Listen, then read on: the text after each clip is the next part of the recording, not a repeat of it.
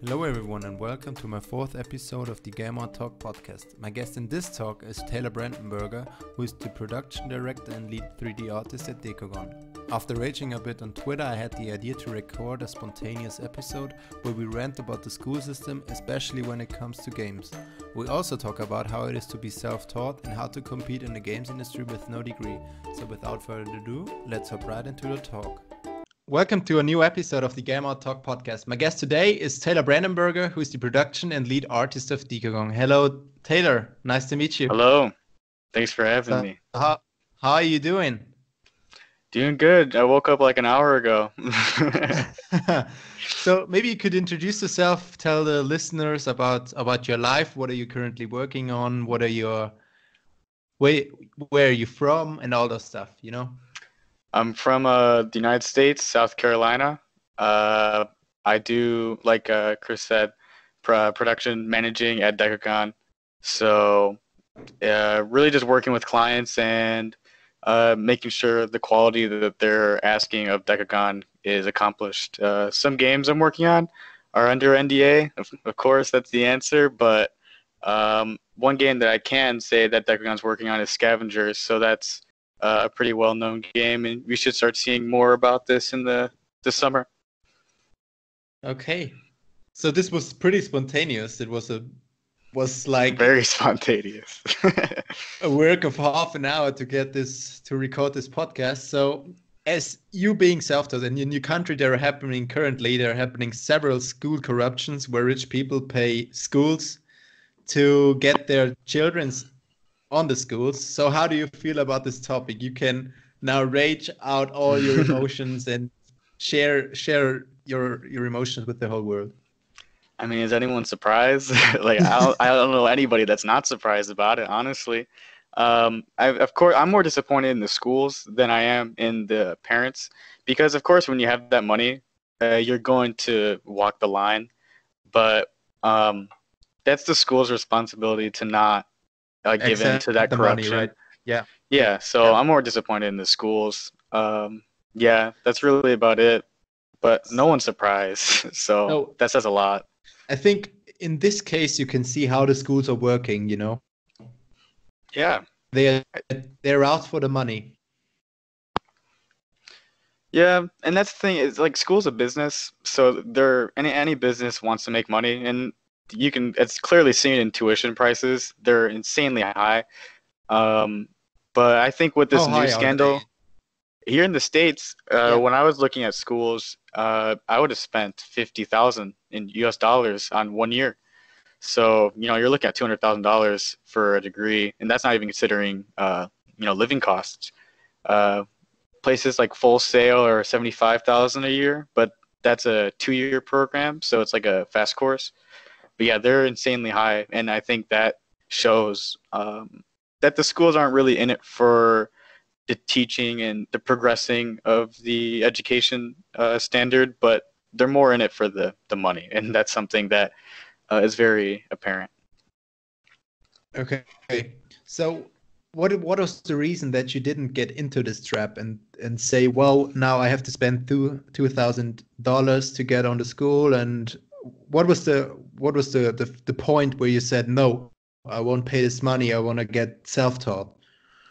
So basically, I went to a crash course. It was like a 1-week crash course. I won't say the school, but I went for a week, and they basically demoed 3D for new students. And I wasn't really new. I had an idea of what I wanted to do, but I wasn't good. Like, I didn't know about Painter. I didn't know about all these AAA standard programs.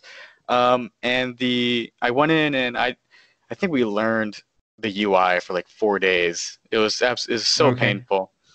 But afterwards, I had like a mini portfolio going. It was literally like buildings I made. It was just like blockout buildings. That's all they were. There was nothing to them. It was just blackout buildings. And I talked with the art director, or like I guess the guy that admits people into schools, and him and my mom were talking about the level I'm at within my portfolio, and he said that you're easily doing work that is junior and senior level, And me and my mom kind of looked at him and were like, "What do you mean? So like why would we go to school if he's already in junior and senior level?" And then the art director said, "Oh well, we would give him more stuff, responsibilities, higher requirements, so almost like a crash course, but make the education system excel because he's already at the level he's at now." And let me tell you, the level I was at was, looking back now as an established artist, it was nowhere near what I needed to become to get a job at some AAA studio. Nowhere near. So with that, it actually came. My mom told me. She said that I don't want you to go to school because you heard the guy himself. Um, you wouldn't even be learning much. You're already at the senior level, junior level, so why go to school? So it was mostly my parents that really kind of installed that in me. That because like the thing about that was I was so brainwashed from standard school, that I thought that you had to go to school to be successful. So I guess it was mostly my mom that influenced me to make that decision. Um, but yeah, so it was mostly that, and that's when I realized that, okay, now that I can't go to school, and I'm very fortunate, and I can very easily afford school. But it's not something that um, time is money. Time is the most important thing, and the last thing you want to waste is time. So, yeah, with that, I realized that I need to like get going and start learning if I wanted to do it. So yeah, that was pretty much the kick in the ass, honestly. Okay, so when you didn't say you went to school, what did you say? You said, "Now, mom, look at this. I want to stay at home. I want to grind into this whole game art stuff." Did you make any plans? What were your predictions for the future, you know? Did you say, in 2 years I want to become a 3D artist in this and this company, you know? Yeah, I was a very insecure person, and I think insecurity is found in a lot of artists because we genuinely compare ourselves to a lot of people, and a lot of people. Hey, we just go on ArtStation, a couple of scrolls through ArtStation, you'll feel like shit. So it's Yeah, just that's like, it. Yeah. yeah, it really is a trait that all artists I find have. But the thing is, I don't know. I didn't really have. I knew where I wanted to be, but I didn't know how to get there because there's no like cheat sheet to how you become a self-taught 3D artist. You know. Yeah. So a lot of that's just Discord communities and YouTube videos, lots of YouTube videos. So, but yeah, I didn't really have a plan. I just kind of went with the wind, and I tried to learn as much as I could. There was no real goal to like get a job because even when I did think I was comfortable, I still had insecurities, and it was mostly, looking back now, I should have definitely applied to AAA studios, because uh, the work was there. It's just it wasn't. I didn't think it was good enough, so it was mostly me holding myself back again at that point. But yeah, honestly, it's just I didn't really have a goal. My mom or my parents were super supportive about, grinding the time because they know that, they're saving $200,000. So Yeah. they're like, you do what you have to do. A lot of 8-hour days, a lot of 12-hour days, a lot of roasting in terms of feedback. So it's definitely been a journey and a half, but it's something that I don't think you could ever get in school and education. But yeah, so there wasn't really a plan. I just knew what I wanted to do, but I didn't know how to get there. So, as you knowing the school system in a whole now, especially when it comes to game art, so what would you say that has to change, or is there anything that you say that it is payable and it also gives the artists some good knowledge to become really good in this topic, you know? Is there anything that the schools can make to get another way of this whole thing, you know? Yeah, I think the thing about that is just it. Hmm, you got me stumped. it's Yeah, it's that's what. Yeah, go on. Is there a world in Taylor's head where there are schools which can teach young students like in your age 18 to get on the whole level that you are now self-taught, you know? Yeah, I think most of it. One thing, schools got to make it affordable. It's ridiculous. You can't do. I'm not sure what it is over there across the pond, but It's not that it's expensive. really. No, it's not that Yeah, that's expensive. what I've heard, and you guys still complain about it, and Yeah, that's it's crazy.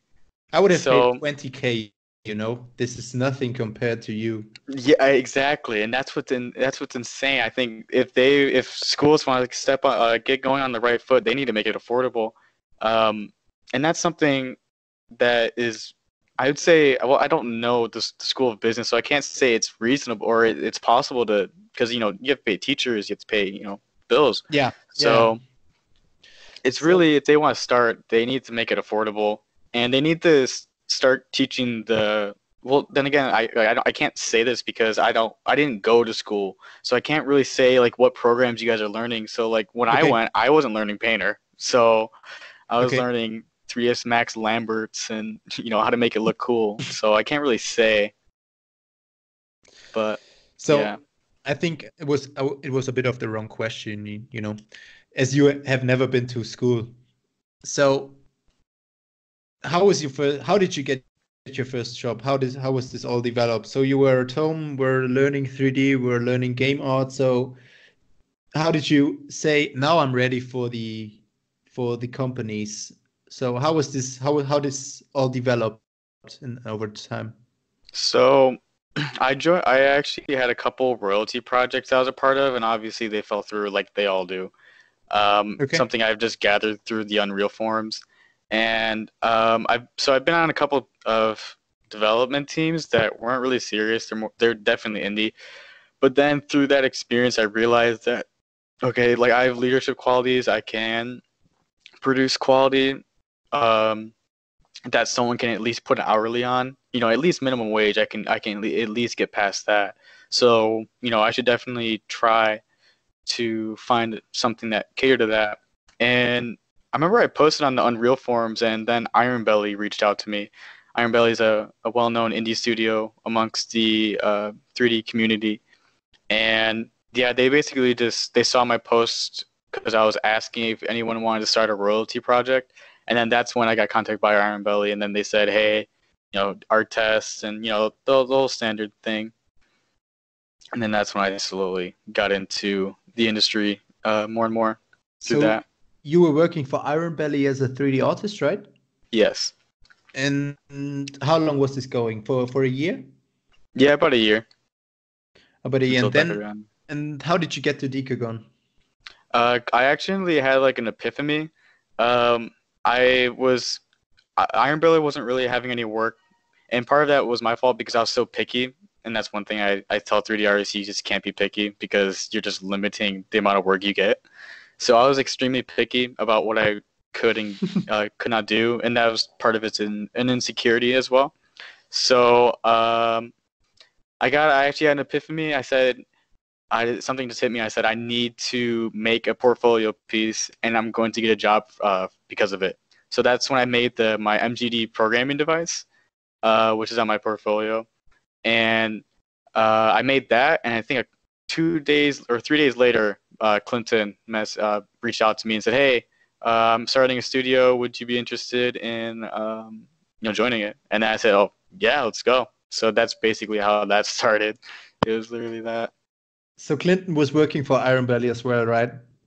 No, Clinton was at the coalition at the time, and then Yeah. he Yeah, was at the sure. coalition, and then I came in. I wouldn't say in the very beginning because in the beginning it was like October, I think Dekogon first started, and then I posted that portfolio piece in December, so I was kind of like in the middle of it, but it was way before Dekogon was Dekogon today. It was strictly a royalty based thing, so yeah. It So was still like under wraps. as being Dekogon some kind of sourcing studio, I don't know if this is the right word in this occasion. But how do you see this whole system of like one studio only responsible for 3D art, putting it out on Unreal Marketplace? How do you see the system developing in the future? Will there be I, more content Yeah, I think it's super important. I mean, it's just like that one PUBG article the lead talked about. How many sofas have to be made until, there's enough sofas. It's just the idea that you're constantly making or remaking things to fit into the game. So I think content in terms of like the Unreal Marketplace is super important because it really just jumpstarts those low end indie games that just need the assets to get their game done. Because no one wants to spend um, thousands of dollars on making a chair, making a clock, making TVs. Like no one wants to put aside budget to that. So luckily, Unreal Marketplace holds a very high standard within all their content. So it's very easy to say, okay, we're just gonna buy Dekogon's pack that has all of the modern futurism props that we need. So it's easy as day, honestly, and I think it's very important. So would you say that in relatively to this, would you say that studios are more and more outsourcing their 3D stuff? So there are no real 3D artists in studio who make content for their game, and just the studio is buying all those 3D content from other studios? Yeah, 100%. You're seeing that with a lot of, well, that's why you're having some of these layoffs, uh, because outsourcing is becoming a real major thing. And in some cases, it's considered a problem just because we're not having people on, people are losing their jobs. Obviously, that's a terrible thing, but you're seeing a meta in the industry where um, the teams are just getting smaller and smaller. And you're having, and also another thing, I think generalists are definitely going to be the main source of what's going to be on site because as beforehand, um, unless you have like a project that keeps going, then you need specialists. But in general, I think generalists are super powerful. But going back to the point regarding um, the whole outsourcing thing, yeah, I mean, no studio wants to do very small miscellaneous props. They rather just outsource it. So and have their studio guys working on the core things that matter within their game. Okay, okay. So you become one of the self-taught artists. Would you say that more and more people, especially in the games industry, are getting self-taught, or do you think the whole school system is holding on and always maybe Yeah. getting more curating and maybe developing themselves to become better schools and always on still getting students out there in the industry? Would you say in competition to you as a self-taught artist, this is becoming how is this developing in the future? What would you say? I say a lot more artists are definitely going to start looking at self-taught, um, or at least academics that aren't so expensive. Like you have courses like CGMA where you just watch a couple videos by an industry standard artist and you just learn from there. There's no reason to drop $200,000 here in the States to go to school when you can just buy a $2,000 course online. So yeah, especially with our kids' generation, I see college is getting wiped, honestly. I see a lot more people going to community colleges as they hold the same gen ed courses as a five-star university. Um, but yeah, I honestly think that self-taught is definitely you're going to see that more and more, and you already do see it a lot these days. But I think when it comes to schools, like at least um, the early stages of schools, like high school, middle school, or elementary school, as long as they don't brainwash artists into or potential artists in thinking that they need the degree, I think you're going to see a lot more self-taught artists. I think what happens in result to getting brainwashed that you need a degree is that's when all the insecurities come along. The task doesn't get harder; it's the insecurities that you're rebelling against society's standard. So yeah, as soon as that clears up, I think everyone has an epiphany to say, you know what, I don't need school. It's just coming to that realization that you don't need it. And I think if that wasn't implanted into our heads at such a early age, I think it wouldn't be as much of a problem as it was today. So why would you say that this brainwashing is happening that early in schools in our ages? Is it I think it's just because of the old system? Yeah, I think 100% it's the old system, and even back then, when the teachers that are in schools today, tuition was nowhere near as high as it was today. So they could take the bullet, they can bite the bullet and say, you know what, school's a little expensive, but it's not crazy. But they're not faced with the problems that we're having today, where school is just insanely expensive. So now it's the roads kind of split. Whereas before it was okay, it's expensive, but it's affordable. Now it's just like, well, it's not affordable at all, or take out the debt. So it's just now there's roads we can take, as like these younger generations are taking. They now have options. They have YouTube, they have CGMA courses. There's school, and teachers. They think that oh, just take out the loan, whatever. And they always say that you're going to be successful if you have the degree. You need the degree. So it's just kind of like, it's like what the oldest generation said, and like they're just kind of just passing it down, and everyone's just, you have to be the shepherd, not the sheep. You can't just keep listening to the guy behind you. You have to, and the guy behind you is like your grandparents, dude. My grandparents hated that I wasn't going to school. They hated Yeah, it. same So here. it's that old mentality, and it's very traditional thing. I'm surprised it's not, like I told you on Twitter. I'm surprised it's not. It still lingers around in society, that this idea that you need to go to school. So yeah, I know, I 100% am with you on that. So I think this has to change a lot because everything is changing so fast, but the school system doesn't change.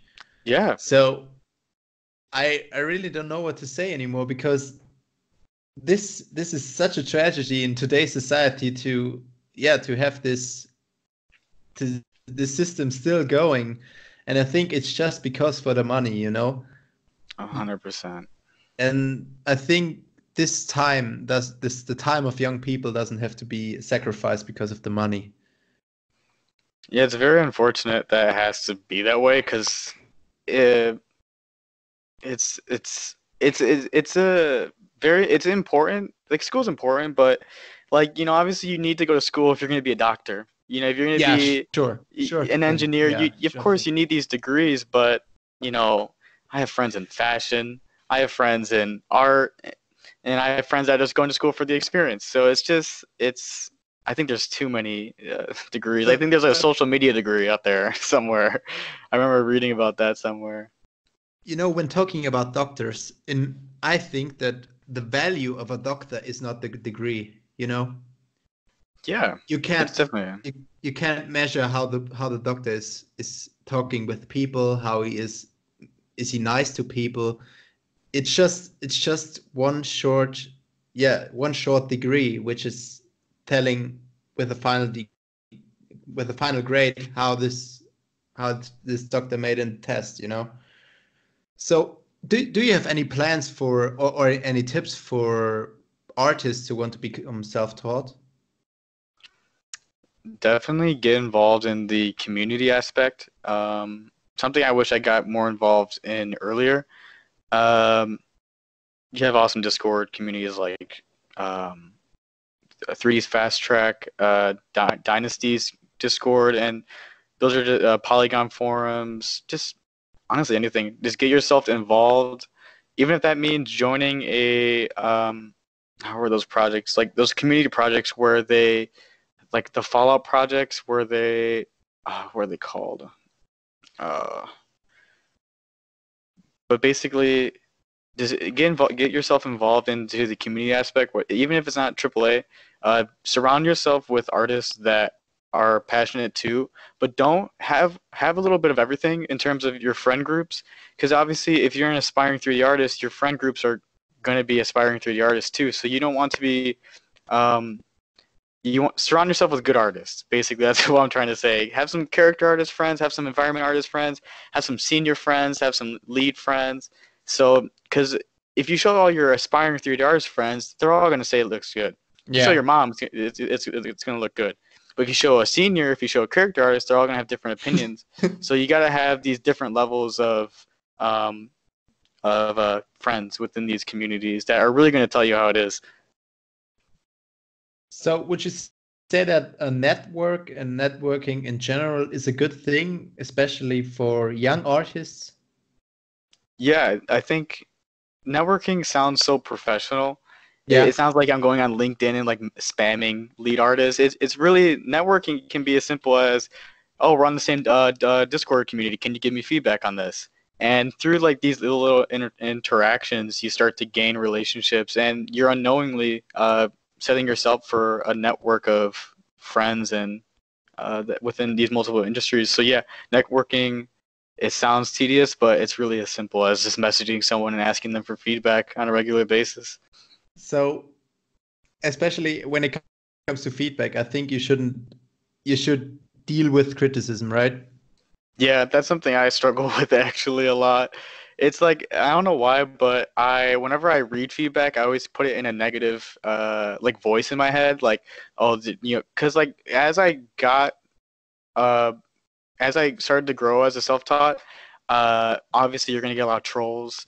They're just messing with you, and they're taking your feedbacks with they're more insulting you as an artist than the work itself, and that's something that comes with those communities at times. So you have to like you can't just get asked for feedback on like a forum. You have to ask for feedback directly to certain people.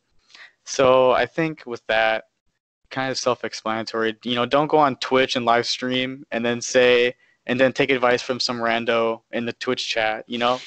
So it's easy as day, honestly. So try to get the feedback from the right people, Yeah, something you would and say, yeah. yeah, definitely. And I think that's what most artists struggle with in the beginning is the difference between insulting and feedback. Um, because it can easily feel like when you're a new artist, it can easily feel that you're being attacked for your work. And in reality, we're just pointing out the things that we're noticing that are wrong. And as soon as you get that into your head, I think receiving feedback isn't so scary. So would you say that when you go to school that there is this feedback? No, There's there is no no feedback feedback. because There you're is no shaking your head, feedback. yeah. No. There is no feedback. Um, Would you say that there is no feedback because they have the teachers who worked in the industry? Or why is there no feedback? Luckily, the teacher that I went to when I was in high school, he was very much involved in feedback and kind of grooming us into this idea that nothing is perfect and that everyone's gonna have their own opinion about it, which is awesome because that's something I carry out today. But when it comes to, I feel like everyone's a winner, and that's the problem. Yeah, And yeah. so that's definitely how to say it. And that's the same thing in today's society, that everyone is a winner, even if you're on the 8th place of some championship, you're always a winner. And I don't like this the system. I think this system has also to do something with the brainwash we talked about before.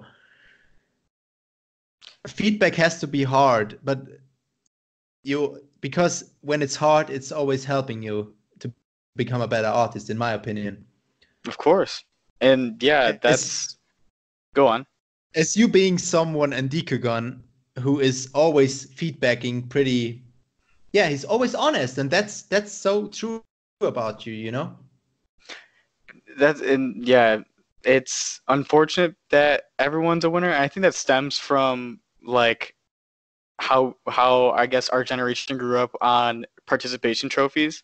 So like yeah, honestly, it's really just stems from the aspects that we had in our childhood that we're now seeing in like standard education. And as long as you're paying your tuition, you're a winner. That's basically all that it is. And I think you see that a lot when it comes to graduates. If you look at graduates, you see so many different things because art's subjective. So like you see someone that made a really good portfolio piece, and then you see someone who made a really bad portfolio piece, and it's just like, well, these two people that are very different in skill have the same degree, and obviously that doesn't really set a standard within the industry because you don't have a good doctor and then you have a bad doctor. Like I'm not going to go into surgery if I saw this doctor's portfolio. So it's just like, it's just like it really just applies to everything, honestly. So you would say that the portfolio in the game art industry is the most important thing you should have. So there is nothing that is more Nothing. important than the portfolio. Nothing. Nothing. Even if Absolutely you're nothing. 65 or Yes. 14, the portfolio is the thing, right? 100%. There's nothing that could compare. The portfolio is put on top of the degree. The degree is like, oh, whatever, degree, can I see your portfolio? It's literally that.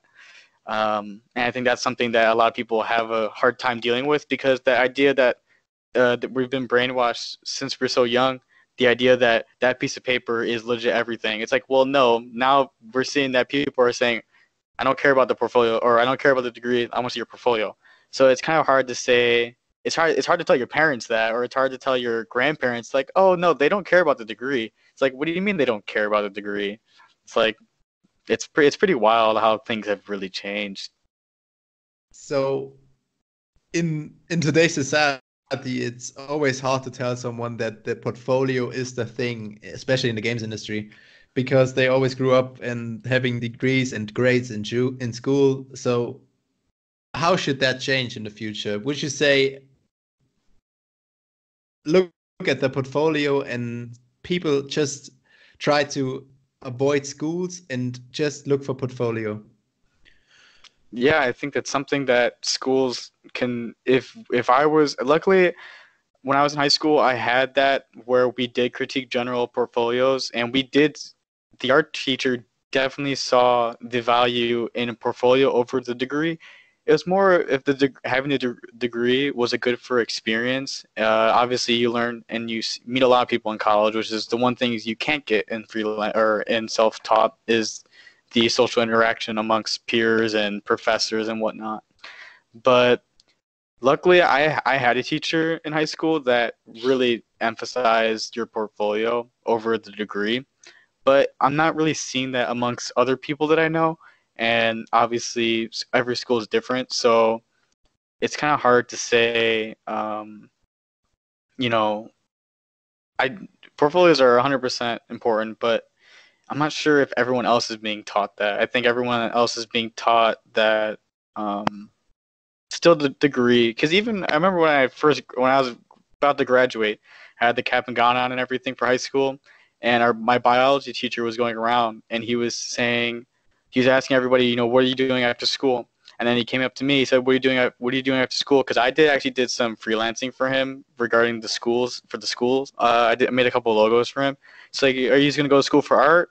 And I was like, no, I'm gonna take my time and figure out what I want to do, and self-taught. And he literally said, well, good luck. And then he just moved along, because in his classes, he always preached the degree. So I kind of already knew what was coming when he came up to me. But yeah, so it really is something that is brainwashed, honestly. So how would you say that the artist has to present a portfolio? How many pieces? How should the pieces look? How should the description of the pieces be, Yeah.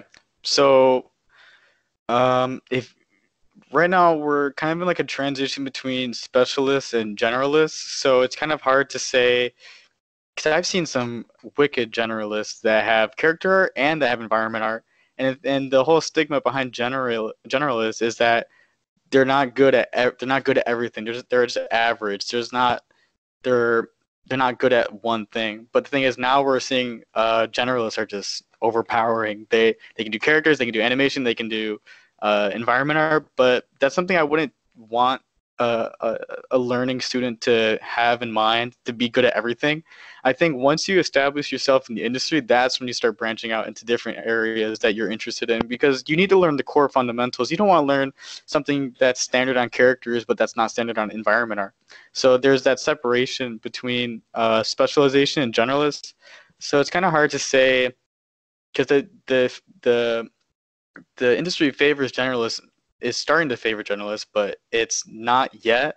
But the thing is, as a learning 3D artist, you should not be learning character and environment art. So when it comes to like layout of your portfolio, only have one theme. If you're a prop artist, make props. If you're an environment artist, make environment art.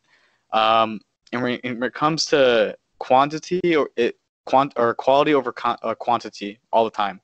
Um, my one friend, Dennis Porter, said that if your or if your newest portfolio piece doesn't line up with any of your older portfolio pieces, then delete them because there's not a consistent quality, and that's something that a lot of jobs are scared to see, that you're inconsistent. But you don't want to show people that you're inconsistent. You want to show people that you have a standard, and it's clearly demonstrated in every portfolio piece that you have. So you would say that one piece could get you the job and not 10 of mid quality, you know? Yeah, that's exactly what happened to me. The MGD programming device got me the job at Dekogon. So it's really just that. Yeah, one portfolio piece can really just change it, everything. But if you're someone that is struggling to get that, I guess to get noticed like that, because I remember every once in a while when I posted, I was just not getting noticed at all. And if you ever are stuck in that position, you just gotta keep making better art, and it's gonna get seen. It's just kind of hard to think about that stuff when you only get 10 views on your ArtStation post. So, yeah. So you would say always try to get your portfolio on one level and then maintain it, and then with some more some more artwork you can improve, and then you have to get the other stuff on the next level. Yeah, so it's just like in a video game. Yeah, you have to unlock the next level to progress to the next level. And yeah, so basically, if your new portfolio piece don't amount to your old portfolio pieces, just get rid of them, because I reviewed a lot of portfolio pieces and potential employees, and I do look back at the old stuff. Any of the old stuff, I do look at it. I don't just look at the first 3 that look good. I look at all of them. So if there's like a really nice one that I like, but then there's one that I really don't like that's an older piece, I will take that in consideration, because it's not the idea that he's definitely they've definitely grown as an artist, and that's seen in their portfolio, but it worries me that they think it's okay. They don't think there's anything wrong with having that on their portfolio. That's where it worries me, because it's like, okay, so you would compare this to that, so it kind of like turns me off in a way from employees. And a lot of portfolio pieces that I've reviewed, I tell them, like, get rid of this, get rid of that, get rid of this, because overall it's just going to look more like a polished portfolio, and that's what people want to see. They don't want to see you making a chair. They don't want to see you making a toaster. They don't want to see any of this. They want to see, whatever you're applying for, honestly, prop, environment, character, but they want to see class. They don't want to see these little demos that you did, these little courses. So yeah. So even though it's hard sometimes to delete some of the artwork from your portfolio, it's very hard because you poured so much time into it, and then you say like, oh no, nobody's gonna see this anymore. But I think that's the lesson you have to learn when polishing portfolios for applying. Yeah, 100%. And yeah, I agree. So one last question I have, Taylor. What was your game of 2018 and why? My favorite game? Yeah. I would joke and say Fortnite, but no. I genuinely don't play video games. I actually love Subnautica. I love the idea. Okay. Yeah, Subnautica, I'd say, is a class game development wise, and everything about it I love. But I really like Metro, but we're a little early in the year, so it's not really considered last year. I think it's okay. I think it's okay for last year. So why did you like Metro? Does it have a nice environment, art style, and how is the weapons look amazing? Everything's just super unique, and attention to detail is insane. I always go around the environments and just like, trim, unique. So like I always just go through everything and analyze, how they did it. And in some cases, I have no idea how they do some of that stuff. Um, yeah, just class, very talented artists over there. So would you say for self-taught artists try to analyze games? Yes, that's something I see a lot in my peers as well. Is that every once in a while I'll have my friend screenshot something in a game. Like, so how do you think he did that? And we usually just go over everything and we highlight. So we're seeing some duplicated detail here. So that's maybe the bolts were on a trim, or this whole piece was on a unique and face weights. Yeah, we really just rip apart the asset until we figure out how we do it. Because once you see, I think there's a very big misconception between like portfolio and game ready. Because you're not given the amount of flexibility in your portfolio that you were given. Because like you'll get something that's massive and say, okay, we want 2 material sets, nothing more, nothing less. 2K textile density per 4 meters, and it's like these ridiculous requirements. But it's and that's also like a focal thing, like a focal point. It's easy to look at the asset and be like, wow, this doesn't really look good. But once it's placed in the scene, it looks amazing. So that's something that I'm still struggling with seeing, is taking things and looking at them for too long. But once it's in scene, it looks absolutely gorgeous. So yeah. So would you say when doing stuff for your portfolio that there is no real limitation when it comes to poly count, to map sizes? With poly, I never really consider poly count. I look at poly usage when I look at portfolios, because I'm terrible with estimations. I can't like tell you that monitor should be 500 or 500 polys. It's kind of hard to look at something and say, hey, this is that or this is that. So I always look at poly usage and stuff like that. But there's really no limit in terms of portfolio. Just know that once you do get in the industry, they're going to be expecting a lot of optimization on your side and a lot of cutting corners. So yeah, don't get too comfortable. I know well, I thought the games industry, I thought environment art was all unique detail. Now I've come to realize after doing a lot of environment art, it's a lot of trims. And I've never learned trims. So I think that's a pretty big misconception about like the practicality that comes with game art. But yeah, So portfolio wise, just go on. So you would say trims is something you were never considering before getting into the industry, because you just were making your props, your stuff. Yeah, I thought that was it the was pipeline. Looking gorgeous, and you had no limitation. Okay. Yeah, it's crazy. I only learned trims like maybe 5 months ago, so that just really shows you how late in the game you can be. But it's the idea. Once you learn the core fundamentals of 3D, it's to pick up something like trims. It's super simple. It's just low poly and textures. That's really it. But yeah, so trims. If you're looking to be an environment artist, trims are everything. But if you want to be a prop artist, unique. If you want to be a character artist, unique. Unless you're doing like some sort of like material and gathering and. But that's a different discussion. I don't want to scare them. So, Yeah. What would you say if someone wants to become a self-taught character artist? Is there a way? Because when it comes to character, everybody is always a little bit of saying, oh, don't go into character because it's so hard. It's pretty hard competition in there. So how is your feeling about that? You're always gonna have someone better than you, and that's just something you have to accept. Yeah, that's honestly like it's the reality. You definitely can't blow yourself up with hot air ever, because as soon as you do, someone's just gonna pass you. So you're just setting yourself up for disappointment at that point. So is there anything you want to bring out to the world about the school corruptions? You told me you made some notes before the podcast, and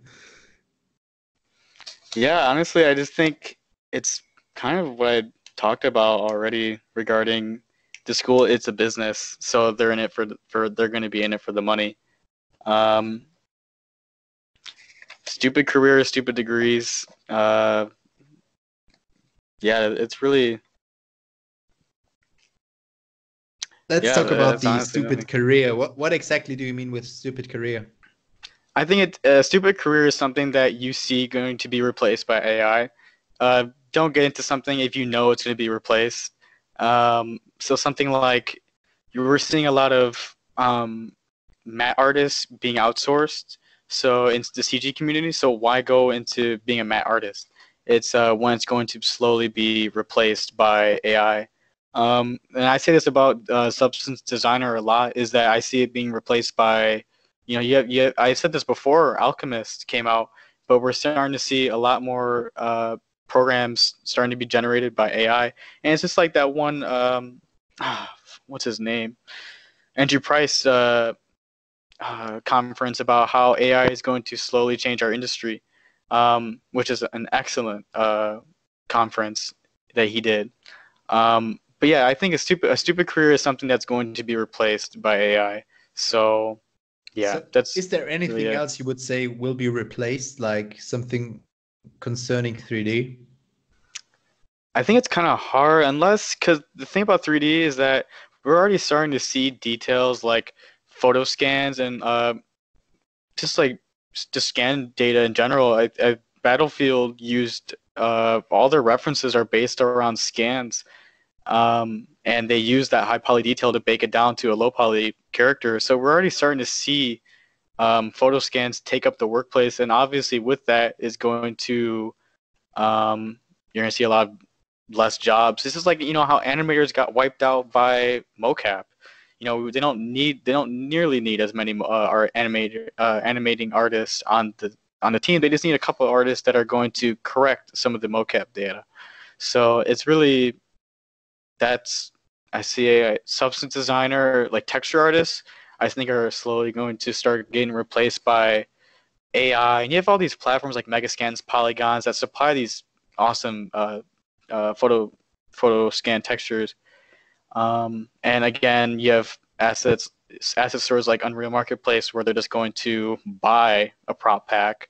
So I think um, yeah, you could argue that prop artists are soon going to be distinguished, because there's just so many platforms that you can alternatively do, and you have all these options as a studio. Like, hey, do we want to spend money on making a texture, or do we rather go on Megascans and find something there? It's like, well, obviously Megascans. We don't have to critique Megascans because it doesn't look good. So it's really yeah, I can see designer slowly, but something that I keep saying is that designer it has the flexibility, but that's something that we're seeing in Alchemist right now is that we're really tweaking the photoscan data into something that we can edit. So yeah, that's just my opinion though. I know designer junkies are So, not going to want to hear that. so like you said, the AI is taking maybe over some of the prop artists. How would you say can an artist brace for this change?